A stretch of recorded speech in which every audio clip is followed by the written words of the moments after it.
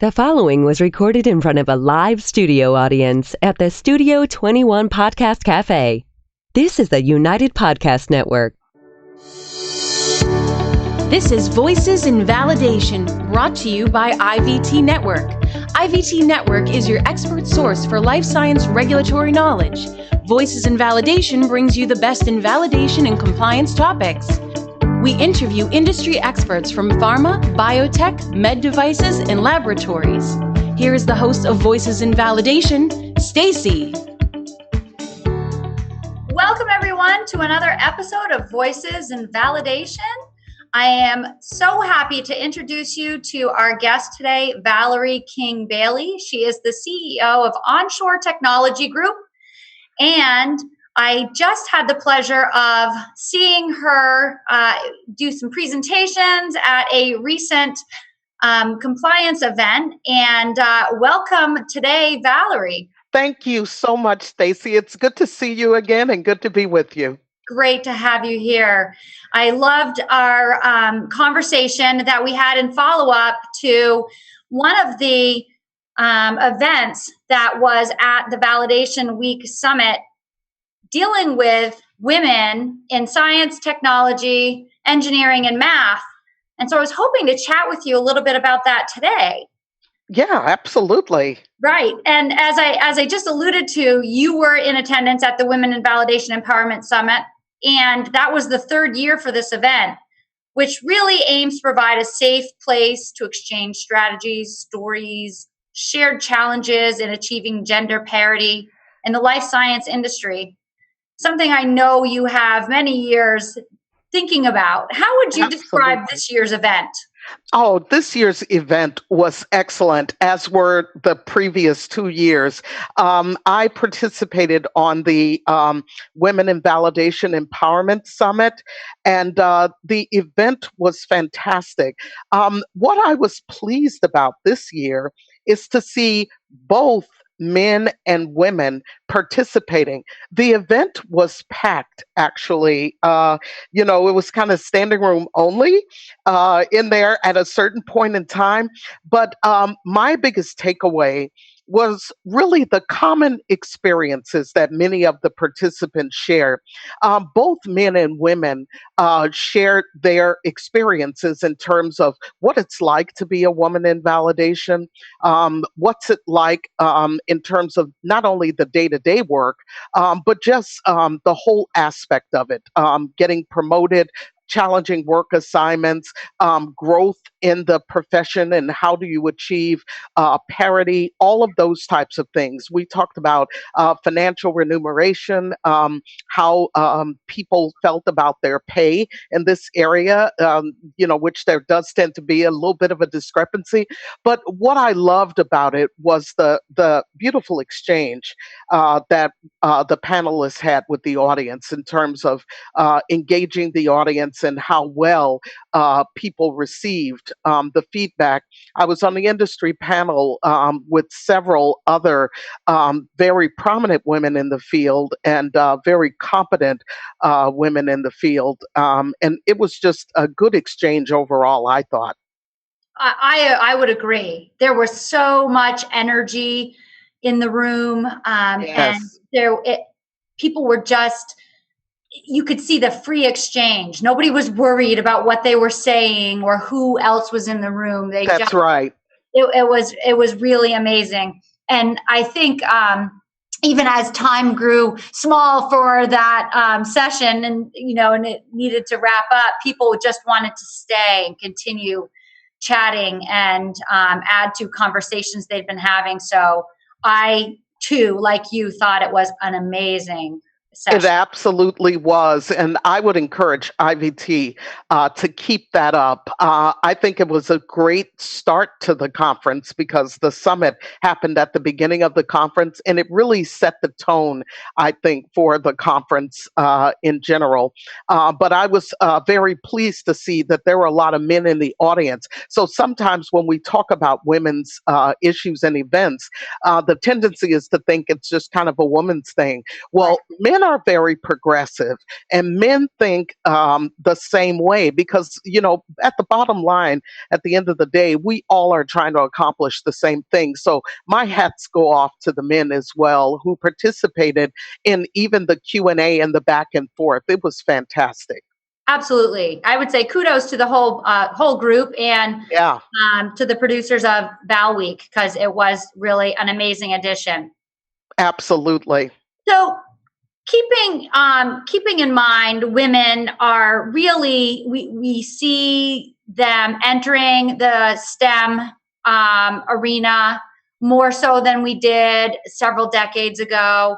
And obviously, when we're now gearing events towards, looking at women empowerment, etc., um, it caused me to look to see where we really were and do a little digging for some data. And I did find that according to the Society of Women Engineers, they are still saying that only 13% of engineers are women, 26% are our computer scientists today are women. So I wonder, as a veteran of the engineering industry, what keeps women from pursuing careers in these pathways? That's an interesting thing. When I hear those statistics, it's somewhat disheartening because when I entered engineering school in 1976, the numbers, I think it was around, 6% or 7% at that time. Certainly we've made progress, but not nearly enough. There are several things that are happening here, and I kind of talked a little bit about this at the Women's Empowerment Summit. Mhm. When I was a young lady in high school, no one really talked about engineering as a viable career option. A lot of what was discussed with me, and I think this may be the same thing with young ladies in high school today, is that they're often pushed towards the softer disciplines and not necessarily the technology or the engineering or the science disciplines. You don't hear a lot of people pushing women to be astronauts or pushing women, to go into, biomedical engineering and things of that sort. So I think the first thing that we have to deal with as a society is to look at how we are actually approaching women and getting rid of some of the stereotypes as to what women are. We're housewives, we're cooks, we do a lot of domestic things. Women today are in extremely powerful positions, and they've achieved a lot more. So, how are we training women? But in terms of, what pushes women away from these types of fields is that science and technology fields are looked at by a lot of young ladies as kind of the things that boys do. Uh, It's not really kind of a thing that women think is feminine, or think that they can find mentors in. When you think of computers and you think of like the Geek Squad, for example, it's a bunch of guys running around in Volkswagens fixing computers. That's not really sexy for women, and right. that's not something they aspire to. But computer science and engineering and science and technology in general is much more than that, and I would argue that it's not a male dominated field, career to go into. Women and young men can go into science, technology, engineering, and math. Math sometimes scares a lot of women, and some women in the audience even talked about that. And it was something that in the early days, I remember when I was in high school in my sophomore year, and this is what woke me up to mathematics. I had a geography teacher talk to me about mathematics and my geometry, if I can get the word out. My geometry teacher. she was talking to me about mathematics, and she had presented to me my homework one day, and she said, you're just simply trying to work the problems. I need you to think. It was the first time that a teacher actually told me to think. It sounds radical, but she said, I want you to think about, what a polynomial is. I want you to think about, what, Pythagorean theorem is. And Right. she said, I don't want you to just try to work the problem. I want you to think about it. And it was interesting. She said, what I'd like for you to do is to repeat it to yourself. Say it to yourself, and then you'll learn it. And from that moment on, my fear of math went away. So I think what we need to do is teach young ladies not to fear math, not to fear science, because all of engineering is just about logic. And women are, arguably sometimes more logical than men, I would agree. to a very big extent. And for those wives out there, you'll know what I mean. Um, when it comes to that, that's probably the only controversial thing that I'll Right, say. right. But that's it. But the other thing that keeps women from pursuing this is really what I'm saying in general is the culture of math and science. It's not pretty welcoming. It can sometimes be intimidating when you're looking at calculus and some of the advanced aspects of science and math. Um, again, lack of really mentors early on. I was lucky because I did have those mentors early on that mentored me. But if you think about that, and think about what women actually want to do, a lot of times they just simply don't aspire to this because of a lack of exposure to it. And that's really what drove me to engineering. I actually saw at a career fair a city planner, which is a discipline of civil engineering, which Right. I am in. I saw a city planner actually talking about city planners and what they do in that. And it really kind of fascinated me and piqued my interest in engineering. And here I am today. So that exposure for young ladies at an early age is critical. And that's why I am an avid STEM advocate right now. I talk to kids all over the United States, um, young men and women, but particularly women, Right. about pursuing careers in engineering. It's really important. And I think that's how we get the numbers up. I would agree. I would agree. And I can definitely, as a woman in business myself, relate to that. How, as a young girl, you're often told to do something nurturing and supporting, Right. like be a teacher or be a nurse.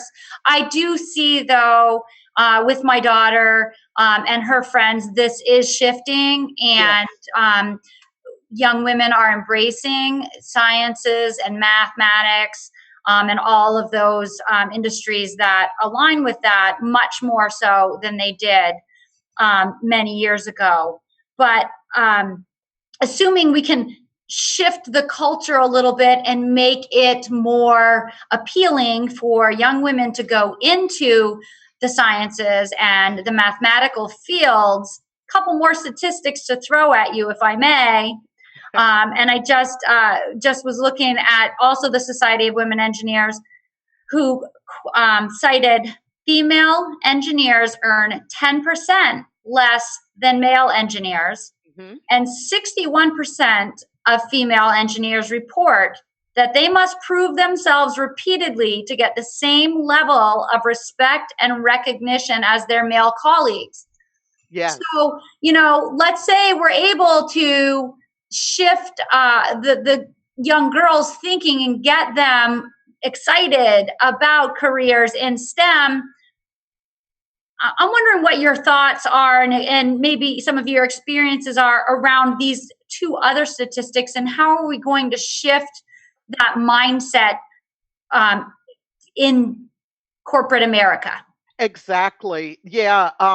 The statistics that females earn 10% than less than male engineers. I cannot believe that in 2019 we're still talking about this. Agreed. The pay bias. Bias is alive and well when it comes to paying people, and that's because behind every paycheck is a person that's making a determination of the worth of the individual.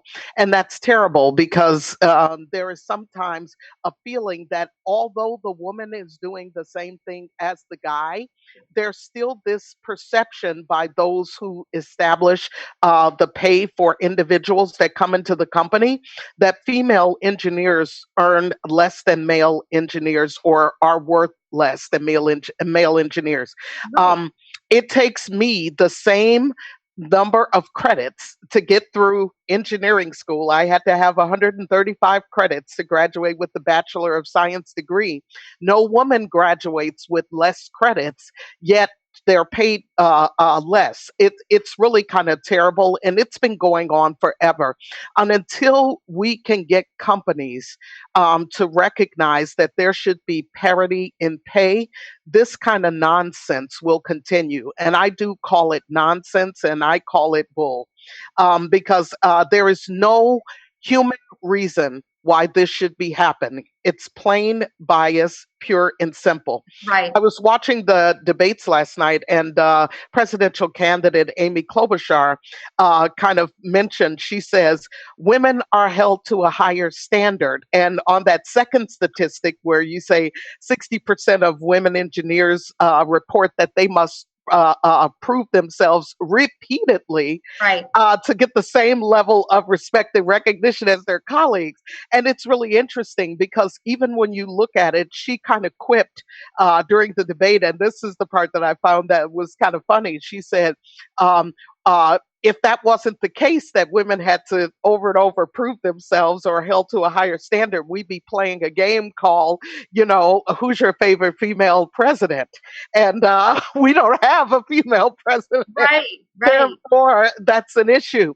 And, when you think about a country as advanced as the United States of America, and I love my country, and, when you think about a country as advanced as we are, why haven't we had a female president? Goes to reason. Why do 61% of women's engineers still have to report that they have to prove themselves repeatedly? And again, bias is alive and well. And there are some things that, the male dominated side of our profession just can't let go of.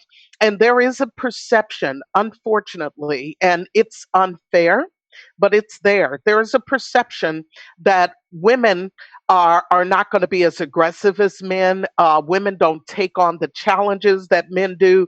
And therefore, in the career, many women report to me that they're just simply not given the opportunities that they should be given in corporate America to really advance. And it's all about advancement. Here's a dirty little secret. Women in business want the same thing that men want in business. They're in it for two reasons. They're in it for the money and for the advancement. Right. Men and women share that equally, but yet men think that women are there because they're just happy to be doing a good job in that. And I shared this story at the Women's Summit of that's exactly what happened to me. I was actually passed over for a promotion. And, it two times it happened. And the third time, my mentor, who happened to be a man, he told me to go in and talk to my boss and tell my boss that if he didn't give me the job, that I was going to quit. And I was like really freaked out. But this is kind of what men do. Yeah. They go in and say, look, give me the job or else I'm walking. And I didn't know that as a young woman. And I walked in the office with my boss and he said something I'll never forget. He said, I thought you were happy. And I just was like, oh my God. So you think I'm not ambitious? So you think I don't want to make more money? So you think I don't want to advance? You just think I want to sit here and be happy and push your papers around? Really? Right. And I just could not believe that. But there is that bias because sometimes when certain men, not all, but certain men, when they look at women, they do think that we are unambitious. And that's why I was sharing that women need to speak up about this. And sometimes this was shared at the conference. We're our own worst enemies sometimes when it Right. comes to this because we don't say, um, I need better job. I need an advancement. We sit and we take crappy assignments, even though we know we can do much better than that.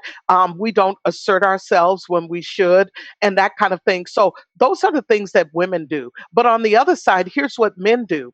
They perceive us before they even see the performance. They perceive us as not being good enough, not being eligible. And you see that in engineering. You even see it in the political world where people are looking at women and, well, can she really be this? And look at her hair. Remember the whole thing about Hillary Clinton?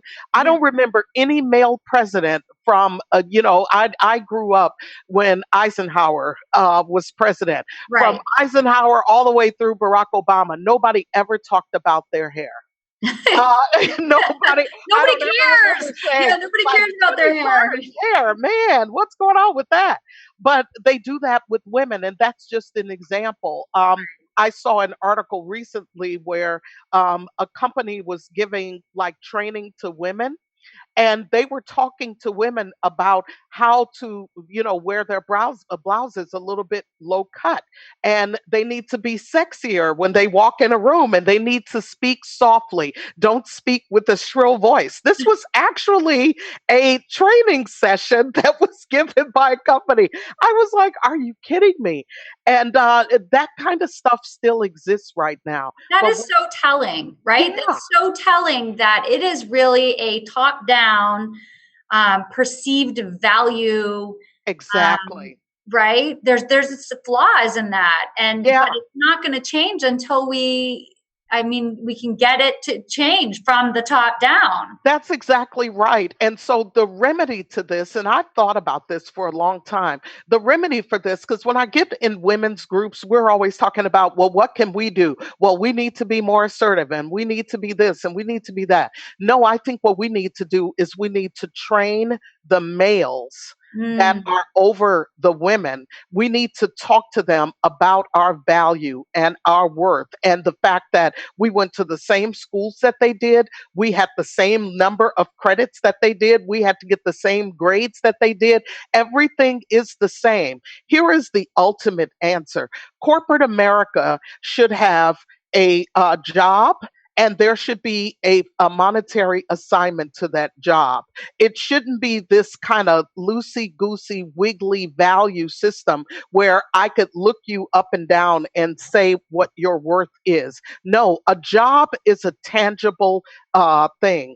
And therefore, if there is a job out there that is a senior engineer, it should pay this amount, right, period.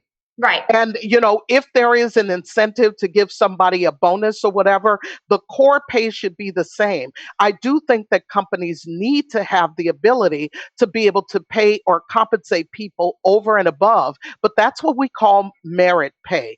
And right, there are going to be instances where people go above and beyond, and their merit pay is different. But the core salary, if you're doing the same job, there should be equal pay for an equal job if I'm doing the same thing. In that way, we can get more parity in pay, and it wouldn't be this great discrepancy because merit pay is not.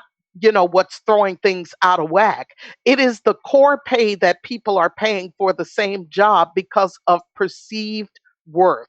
When right, we get rid of that and we get rid of people kind of assessing you based on whatever characteristics, your gender, your ethnicity, what kind of, chair you sit in, any kind of, nonsensical, criteria. The criteria should be, these are the qualifications for the job. If you meet the qualifications and you could do the job, it's that way. And if you think of one entity that has done this really well, it's kind of the military. Right. because the military has equal pay and they have different grades for that. And if you're grade 16, that's what you get paid, period, full stop. They're not looking at, what kind of hat you're wearing or where you came from.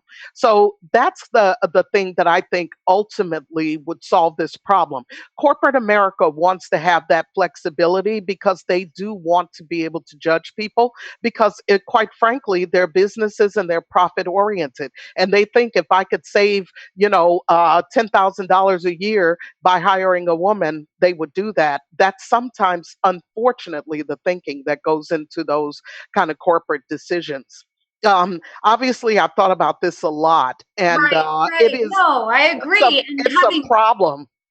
right. And for yourself, being in the industry for so long, you really have the longevity that a lot of women don't. I read somewhere that approximately 70% of women who do go ahead and earn bachelor's degrees in a STEM environment have long since left the industry. So kudos to you for still being in it. Absolutely. Yeah, and then also for thinking about this very important topic. And I'm just curious, a couple things running through my mind as we're having this discussion.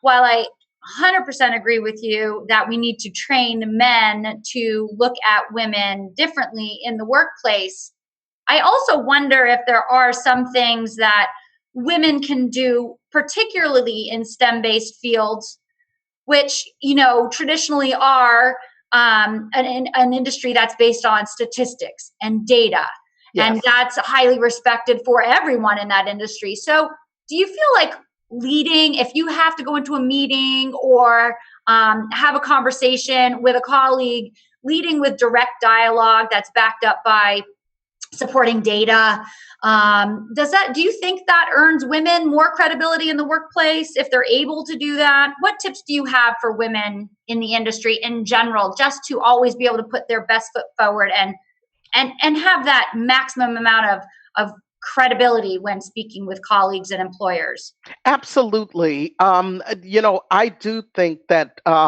both men and women need to come armed with the facts. You need to come armed with data.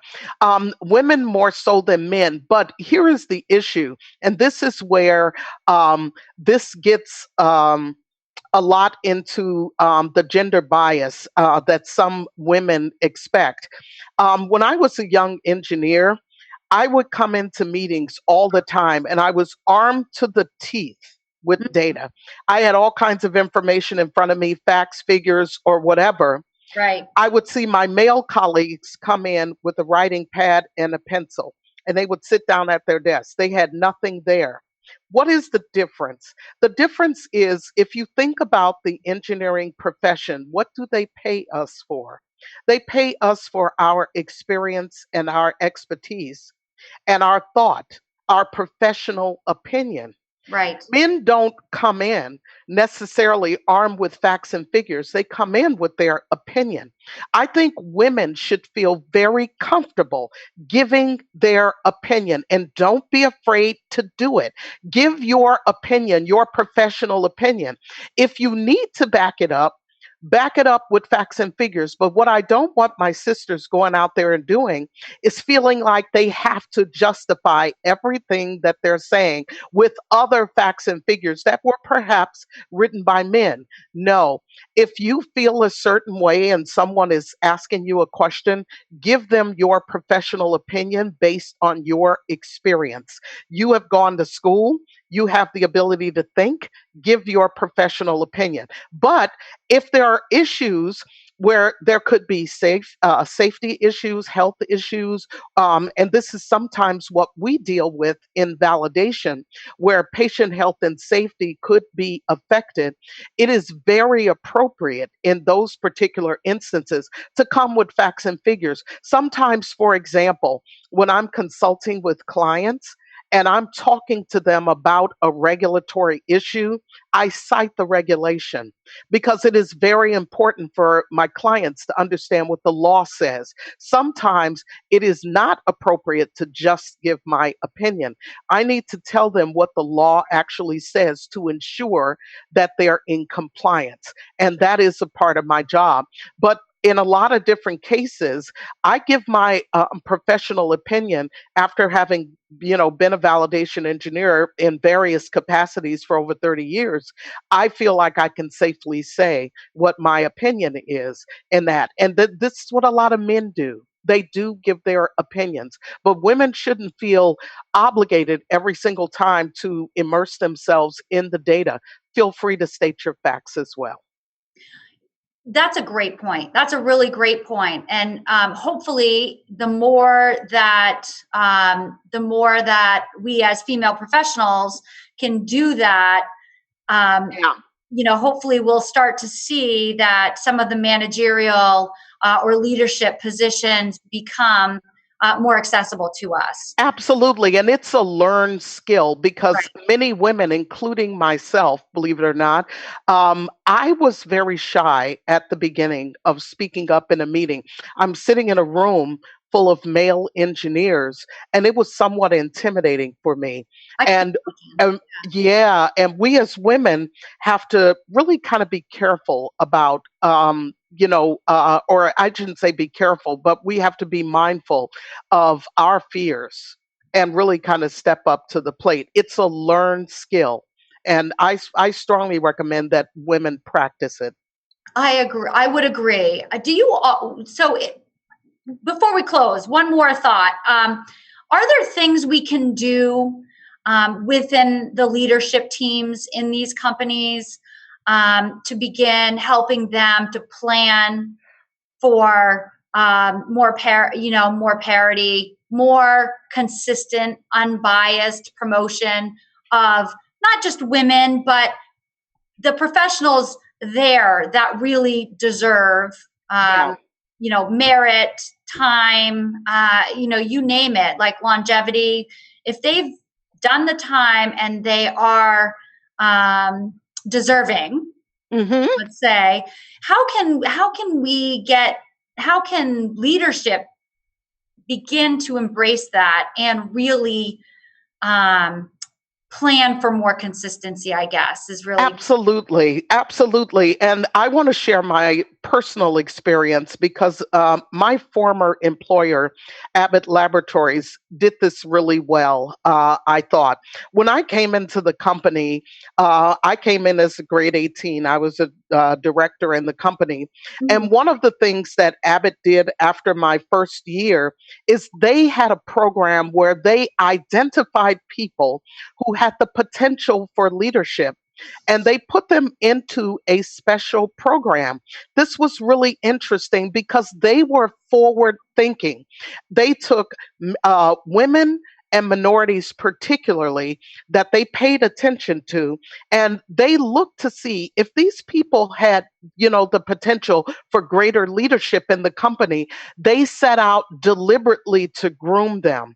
And they paired you with a mentor that basically mentored you. I had a person who 2 days a week literally shadowed me in my work. So, literally, if you can imagine, this gentleman sat in the corner of my office as I was doing my work. And he took notes on everything that I was doing. He did not interrupt me. So I would have staff come in. He would listen to meetings that I had with my staff, meetings that I had with executives across the company, meetings that I had with technical people throughout the company, and so forth. And he observed me. And at the end of the day, he provided me feedback on what he observed. What did I do that was good? What things that I need to work on? What things he would recommend for improvement? It was, I cannot tell you to this day how valuable that was. And I give kudos to Abbott Laboratories because they really did this right. And as a result of that, I moved up twice while I was at Abbott. I was promoted yeah, actually twice when I was there. The other thing that leadership needs to do is they need to conduct leadership and mentoring training across the company. And this is what I was saying earlier. In addition to training women as to how to be better stewards within the corporate environment, we need to train their bosses as well too. right, right. So their bosses need to be trained. Look, women are not here as sex objects. They're not here to be talked down to. These are professional women. This is how you need to perceive them. This is how you need to work with them. This is what we will and won't tolerate. I was at a company earlier this week where there were all glass doors all throughout, so that there would be no issues with men and women sitting in offices and inappropriate things happening or not happening, that people couldn't see. All of the doors were glass doors. It's things like that. Men need to be trained. And even in 2019, I cannot still believe that we're talking about it, but we need to talk about it.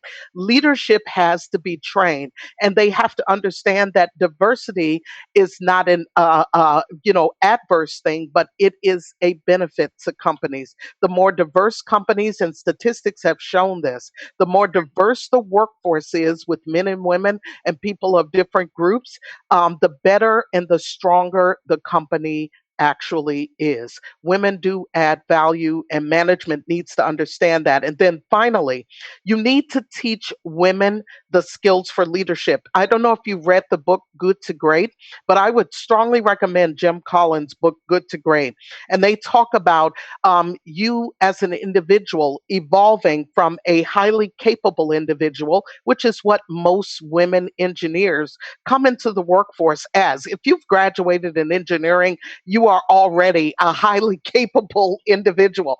But it talks about you migrating from level 2 as a contributing member, level 3 to a competent manager, level 4 to an effective leader, and then level 5 leadership is becoming a great leader. That is a leader that has the moral ability to lead, the technical ability to lead, the competence to lead, and the capability to lead. Right. This is what we need to teach women. But train management first. I would agree. And I think we could do a whole nother episode, Valarie, on leadership. Absolutely. Particularly in science.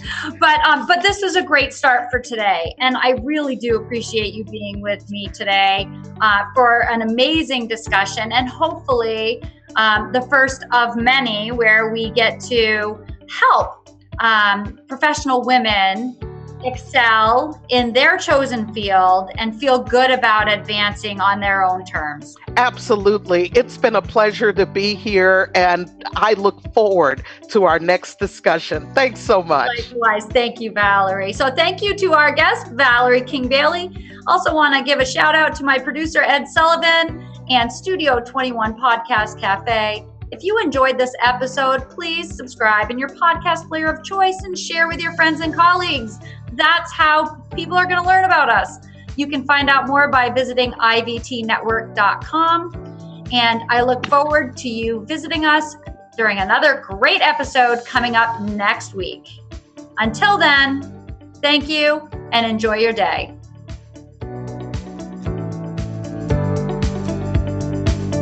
The views and opinions expressed by the hosts, guests, or callers of this program do not necessarily reflect the opinions of the Studio 21 Podcast Cafe, the United Podcast Network, its partners, or affiliates.